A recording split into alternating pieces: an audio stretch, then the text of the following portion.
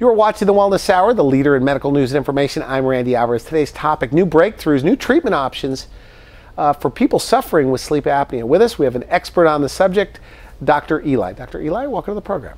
Glad to be here. Now, for people that don't know you or know about your center, because, you know, people, and I'm not trying to side with you, but you are the go-to person for sleep apnea here in San Diego. Who's a typical patient? What are the different procedures you do? Because you have a cranial facial pain practice as well. Correct. So tell me about your practice. So our practice is made up of two primary centers. Okay. One is the facial pain center, which we've had for many years, and the other one focuses on the treatment of sleep disordered breathing. Okay. And so they are both in a same location, but very dissimilar in the type of patient that we see and what we do. The typical patient that we see is someone who's been given a CPAP and is unable to use it, was diagnosed some time ago and tried an over-the-counter mouthpiece and found that it helped their snoring but hurt their jaw. Are there a lot of people that don't like CPAP, by the way? Or does everyone hate CPAP? The research says that half of the people given a CPAP don't use it. Oh, really? They don't even use it? They have difficulty with it, and Okay. therefore they don't use it on a nightly basis. No. All right. Now I interrupted you as far as your typical patient. Okay, so you get that CPAP patient that can't use it, or it's not working for them, or whatever. Correct. We also have the patient who specifically has a disorder that is primarily positional therapy. We have patients... What does that mean, positional therapy? So when a person is on their back, they are more likely to snore, they're more likely to have an airway collapse. Therefore, by repositioning them or keeping them off their back, we're able to treat their disorder. Okay. Weight is a big problem with patients who have sleep apnea. We have a weight program, and so some of the patients we see, we have on our weight program, and that's very helpful for a lot of patients as well. So we're talking in the green room over there. Would you say that you have one of the most comprehensive sleep apnea programs in the country, as far as the relief or helping people with sleep apnea? You know, absolutely. We have the most comprehensive non-surgical therapy program there is. And that's hands down because we developed it for that very reason. Like, I looked at what was available, I looked at where patients had to go to get that service, and I just said, why don't we all have all those services in one place? Sleep apnea is a disease, Randy, and that disease has to be managed over the patient's lifetime. Okay. To have one tool in your toolbox, that screwdriver is going to work maybe for the first 5 years of their lifetime. But if you don't have a crescent wrench and a socket wrench and a... So you have all the new things that are available? If it comes out, we have it. Now tell me this, because I think I only know of one person that has ever admitted to me they have sleep apnea, okay? Is it a big problem? Like here in San Diego, it seems like everybody's so healthy. I mean, is it? So the numbers, everywhere? Yeah, the numbers, it's an interesting question, and I think it's a great question. 50% of males over 50 snore. Okay. 60% of males over 60 snore. 10% of the snoring population has a sleep disordered breathing problem of some sort. So would you say there's thousands? There's millions. Tens of thousands, though, in San Diego, maybe? In San Diego, there's easily 150, 250,000 people with this problem. That have sleep apnea? That have sleep disordered breathing at some level. Okay. So the spectrum is disruptive snoring, and you know, one of the examples of disruptive snoring is I treated a headache patient once. A woman treated her morning headache by fixing her husband's snoring because she wasn't getting any sleep all night because he was snoring all night. So, you know, it's a spectrum of a problem, and disruptive snoring is disruptive to the whole group of people. Okay. The family. I mean, you know, you don't know how many times I hear, you know, I live with a train. But is it true that people don't even know that they have it? And how could that be? It is true. Patients don't know they have it. And they don't know they have it because your brain, if you are a sleep apneic, your brain will wake you up before you are aware how badly you have desaturated your oxygen level. Like gasping for air kind of a thing. Correct. So rarely will patients actually be aware of it. But when they are aware of it, but their spouse or partner must be the ones dragging them in. Staring at them, stopping breathing. One of the things that we hear all the time, the spouse didn't get any sleep once we started treating them because they were so quiet that they thought they had died. Wow, interesting. And so, you know, it's a real big problem, and it's a real hot topic. But is there good news here? That means that, you know, one of the reasons you came on the show, and I said, look, do you see reversals? Do you see people that it gets better? Are you getting people off CPAP? And you said yes. Absolutely. Okay. We have, again, this is a disease. It's a disease management process. Okay. Historically, a person was identified with the disease, given a single point of treatment, and essentially lost to follow-up, to monitoring, and so and so. Patients who love CPAP love it, absolutely love it. They will fight you for them. But the people who can't use it need alternative therapies, and therein lies the biggest problem, because they didn't know alternative therapies were even available. Okay. And there's a number of them. So let's jump right in. Before we started, and I said, hey, don't even tell me. And people need to know this real interview. But I said, don't tell me. Let's save it for the show. But you laid out a bunch of things on the table and over there. And you said, see this? Normally they have to go to like 10 different places, sleep centers, to get this therapy, this therapy, this therapy. And you said that's the problem. So let me let you elaborate and fill me in on what you mean. Okay. Like, how's it normally done, and how do you do it? Historically, sleep was, I believe, looked at like if you were a sleep physician specialist and you did the diagnosing, you were by default the expert in the treatment. And what reinforced that process was that there was a single treatment. So if everybody gets exactly the same treatment, then you can be an expert in both. Which was CPAP. CPAP. Okay. And as the years have gone by, more and more data have suggested that there's alternative therapies available that, in cases, if correctly picked, are as successful. Really? So what happens is that we're starting to see a trend, and I believe the future of this trend will be that, like neurology and neurosurgery, the neurologist does the diagnosing, the neurosurgeon does the treatment. Like cardiology and cardiothoracic surgery, the cardiologist does the diagnosing and the surgeon does the treatment. I think the field of sleep, because of the complexity and interaction of the various treatment alternatives, I think the future of sleep will be that you will be a sleep treatment expert or you will be a sleep diagnostic expert. And I am not in the field of sleep diagnostics. So the diagnostics, so I understand this, and I've Googled this, anticipating your coming, read up a little bit, but these centers where you go, they monitor your sleeping, they hook you up to this equipment, there's numbers attached to how bad you are, I guess. Right. How many times a night you're actually sleeping. And so once they get these numbers or this diagnosis, then they are given to you, possibly? Correct. The critical part of the entire story is that diagnosis. Okay. Without that diagnosis, I as a treater have a toolbox filled with tools, but I don't know which tool to pull out. So anyone who jumps into treatment without a accurate and adequate diagnosis from a sleep physician is foolhardy, and the patient is really not getting the service that they require or demand.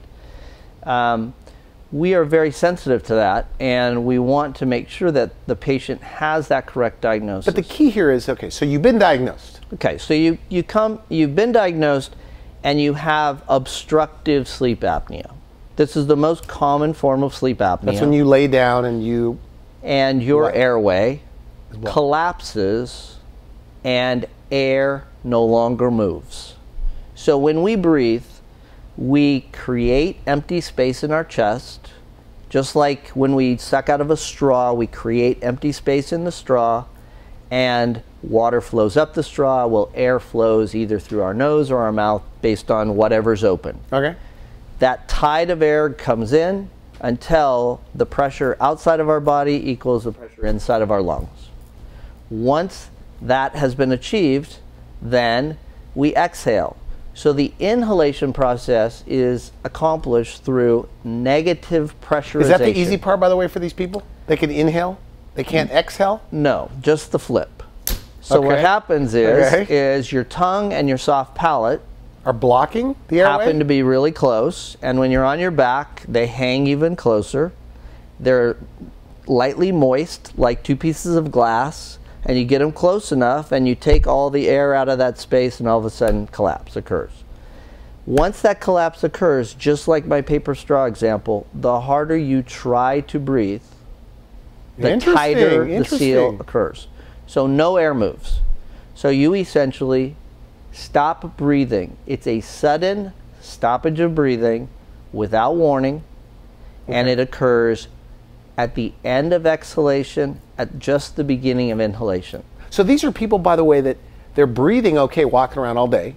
It's only when they lay down they have a problem. So it's kind of like a jaw position. It's an airway muscle. So when you're awake and alert and upright, your muscles hold your airway open. It's an important structure. Okay. Okay, your entire life depends on it. You're 5 minutes away from dead at all times. So your muscles and your brain work feverishly at keeping that airway open. That's why people don't snore during the daytime. You know, when you're awake, everything is tight. As you go to sleep and as you start to relax, your muscles start to relax, and that's when the collapse starts to occur. And the first step in the collapse is narrowing, and the sign of narrowing is snoring. But the thing we said at the top of the show, and obviously I think you've explained that CPAP is effective, it works, but people don't like it. But then you say, and you told me in the green room, that CPAP has changed. And you could elaborate on that the people that had the CPAP the old days, you say the new CPAPs are not the same. There's a there's a number of people that are referred to us saying, you know, I hated my CPAP, I won't wear it, and we show them the new CPAP and we turn it on and they are like, but they're noisy. They're still very noisy. Okay, aren't they? Well, I don't think they're noisy at all. I think that they're as quiet as a mouse. And is that right? Literally. You plugged one in right here. I did. Is it to show me how quiet it is? Absolutely. I thought it was to show me how noisy it was. No, I'm inviting you to put your mic as close as you can to that. Just press start. And so so you press start, and I connected it up to a nasal pillow system. Is that on? And it's on right now, and I'll just put this on my nose, just so you know. And yes, it's below. You can hear it in my voice. This machine itself isn't making noise. Nothing's making noise. Are you a former CPAP wearer by any chance? Because I think you said you have an appliance now that you wear. I started wearing a CPAP for one reason and one reason only. People hated it. I couldn't figure out why they hated it, so I started wearing one. And it's not easy to get used to. Well, you wore it for the fun of it? Or because you had a problem? To help people who had problems wearing it, to figure out how to tell them how to fix that problem. So but you had a snoring problem though, or no? No, I'm a person who's in the treatment, and if I'm going to figure out how to fix a problem you have, I don't want to read it in a book. I want to experience it. So how long did you do that, by the way? You know, I get a better night's sleep with it on. I still wear them. So every mask that comes out, I try it out. Every new machine that comes out, I try it out. So that's the new CPAP? But that's not putting your air in your mouth, though. CPAPs are made up of 3 parts. Okay. So 3 general parts. The human interface, this is the part. Okay. Interfaces with the human. Okay. The tubing, which connects the human tubing to the machine or the blower. Yeah. And then in this case, the blower. And again, just so people get a sense of how big they are now, and this is 2 years ago model. How big did they used to be? Big? Like little vacuum cleaners? Like the size of a shoebox, a big shoebox. And they were loud? Loud. Okay. Noisy. I don't, you know, louder than snoring? No. So I guess that was the whole point, is they had a reference point. They didn't, as long as they weren't louder than the snoring, I guess they were good. But anyway, it's definitely much better. What about the big mask? You still have to do that? Okay, so human interfaces, there are currently 100 human interfaces. So again, we see patients all the time. Let's say that they were given nasal pillows. This is a nasal pillow system. It fits like this. Could you sleep on your side in that? Sure. Are there CPAP patients, by the way? Because they're in the know, obviously. Sure. When you show them that, are they surprised to see that? Actually, unfortunately, most CPAP patients aren't in the know. The internet no, but has I mean, are they been in the best thing for CPAP patients. But when they come ever. in, so they're surprised when they see that sometimes. Yeah, because let's say that whoever was fitting them with their previous device, this was the choice that they were given. Right? You know, I'll tell you something. I consider myself a guy. Maybe my problem is I think I'm in the know on too many things, but I thought that was really the only option. Well, and there's a lot of people. This seems like a better option, obviously. Because that's terrible. I mean, you have to clean it. And this is what's called a full face mask, right? So this is a mask that we would use in a patient who has air that blows in their nose, and the pressure for them has to be so high that it actually blows out their mouth. Okay. So this one would fit over both their nose and mouth. Okay. But there's literally 100 different masks and counting. And, you know, a lot of the patients... Is that the most common, by the way? There is no such thing as a most common anymore. That's why not the most common you use, but is that the most common, or is that, let's say, the perception? Is that the perception of most people that that's what's out there? The perception of most people is the machine is large, the machine is noisy, and the mask is cumbersome. That's the perception that's generally So that's the old days. There. Correct. Is it still being done though today? Sure, because when it shouldn't be in some cases. It's a business. And it's provided, outside of our office, it's provided by business people. Okay. Not healthcare providers, business people. Really? Right? Okay. So if this mask cost you $20 and this mask cost you $100 and you got reimbursed exactly the same amount for me to give it to you, and I was in business to make a profit, then which one am I going to give you? Yeah. Okay? And I'm going to imply that this is it. Okay. Okay? So I'd say that one of the biggest things that we run into first with patients who are sent to us is, you mean I have choices? You know, that it's not so much like I hate my CPAP, it's like, you mean I can have other masks, I can have other tubing, I can have other this, I can, you know, the machine can be smaller, so those kind of things. And for the sake of time, and I'm sorry we're moving ahead, but when these people aren't sleeping, because they think they're sleeping, they're lethargic the next day. Elaborate on that. There's all types of problems that occur when you don't get a good night's sleep. Weight gain, depression, headache, daytime sleepiness, poor performance at work. You're edgy too. I mean, if I don't sleep, I'm starving also the next day. Yeah. I want to eat a bunch of bad food. And your ability to lose weight, if you're not getting a good night's sleep, is forget it. You're just not going to lose weight. Because you're stressed out, I guess. Yeah, you're producing stress hormone, which is causing your balance to be off. So what we really need to do is we need to get people in to give them the options that they have. There's so many options. It's like taking, you know, how do we say to people who think, oh, I did that 10 years ago, and, you know, I'm done. I'm completely done with this. You know, that machine was a pain in my butt, and the wife can sleep in the other room. You know, I just saw this on the news. 25% of the country is sleeping in different rooms, husbands and wives. Okay. The study showed that men sleep worse alone. Women actually sleep a little better alone, but the reality is we're putting people back in the same bedroom. They're back together again. I had a man come in. He was referred by his primary doctor for treatment. Okay. He had been given a CPAP years ago, hated it. We talked to him. He and his wife are sleeping in separate bedrooms. He's taken a nap every single day, I'm sorry. Okay. And he's just not really functioning. We get him correctly treated. He was a person who responded well to a mouthpiece. Okay, he so just like did a mouthpiece, an appliance. An appliance that moved his jaw forward. That jaw forward posture moves your tongue forward. Your tongue forward and your jaw forward, get your airway open. And you can use that approach in some people. So he's not snoring anymore. He's back in the bedroom with his wife. You know, the smile that you get on the face of a person having a good night's sleep is priceless. The other great example, I think it's the best example ever. My mother used to fall asleep reading me stories when I was young. Okay. Turns out that after I got my training, she was diagnosed. I mean, bullying, you know, the light came on, right? Okay. At 68 years old, we started treating her with a mouthpiece. She didn't want a CPAP. We tried her on a CPAP. She didn't care for it. We put her in a mouthpiece. A 68-year-old took up golfing. She golfs 4 times a week. Good story. She doesn't take a nap in the afternoon anymore.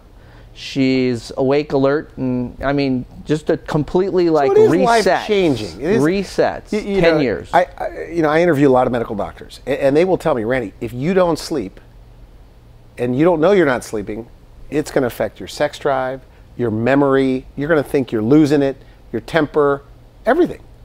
So, you know, when I hear you, a person that's doing this, and you're saying you get them back to sleep, and their life changes.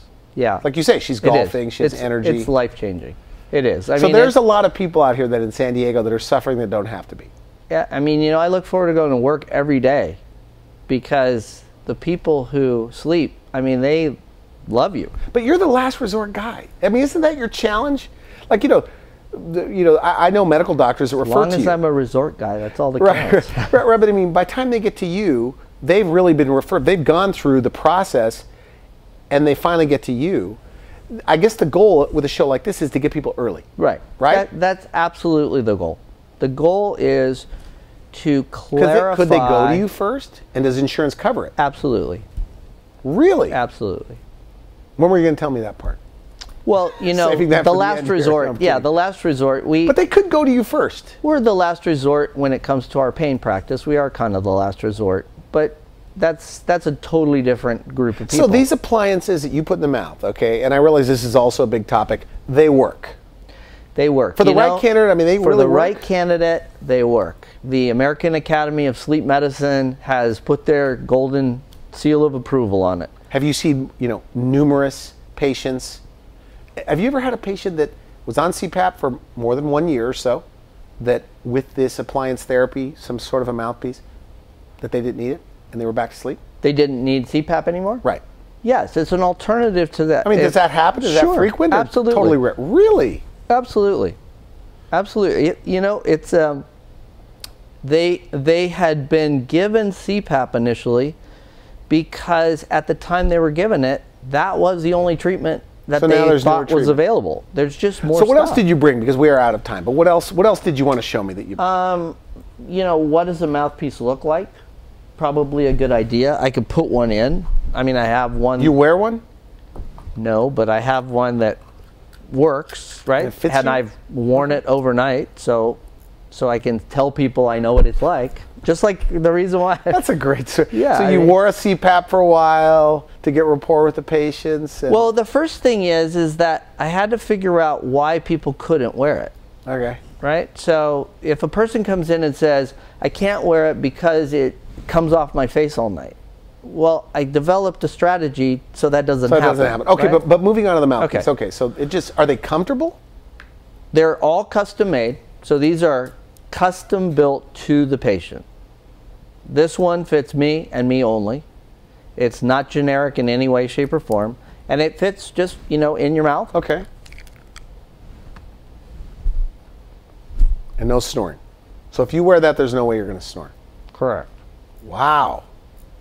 Okay. So the process, somebody somebody watching this, okay, they don't like their CPAP, they've been told you have sleep apnea, and for people just tuning in now, I guess arguably the most comprehensive sleep center, or could you call it sleep treatment center, sleep apnea treatment center in the country is right here in San Diego, possibly. I believe that true. You believe that to be true, right here? I believe that to be true. Are there other medical doctors in this town that also believe that? Their referrals would suggest that they refer believe you all it the time. well. Okay, good. Yeah, once they understand what we do, because it's never been done before so like this. all of your options. So you're the guy, and as a recap for people just tuning in, many people just do appliances. Correct. So if you go to them, that's all they could offer. But you also do the newer type of sleep, CPAP. You also do appliance therapy. You also do what else? Tongue retaining devices. Believe it or not, there's this little thing that's a suction cup that fits on your tongue. That sounds terrible. Well, is it terrible? Is that for somebody just with a large tongue? Someone whose tongue collapses in the airway. they These have could been sleep with shown that? to actually work as well. Have you had a patient that was it? That tongue thing did the job? I've worn this. It's a little bit odd. And you wake up with a bit of a purple tongue. And there's Good not for a you. lot of people who love these. But it works. yeah, it does work. So you slept with for- that. Of course I did. That's great. It's great to hear. Okay, so Dr. Eli, they could go to your website, find out more information. Yes. And if you're, I guess if you have sleep apnea and your old, large, noisy CPAP is in the drawer, or in the closet, or whatever, and you think they need to go for a second opinion. I would love to see them. You know, come in and see us. Let us see if we can match you up with something that will fit you, you can use, you can look forward to wearing, and you can have a good night's sleep. But can you prove it with the appliance? I mean, because I know they give these sleep numbers of some sort. Can you prove that after this appliance therapy that they're actually getting sleep again? Absolutely. I mean, do they retest at some of We these centers? post-test people, yes, absolutely. Again, we are managing a disease. But do you ever have people that just say, wow, I feel better? Like they didn't realize how good it was going to be. Every day.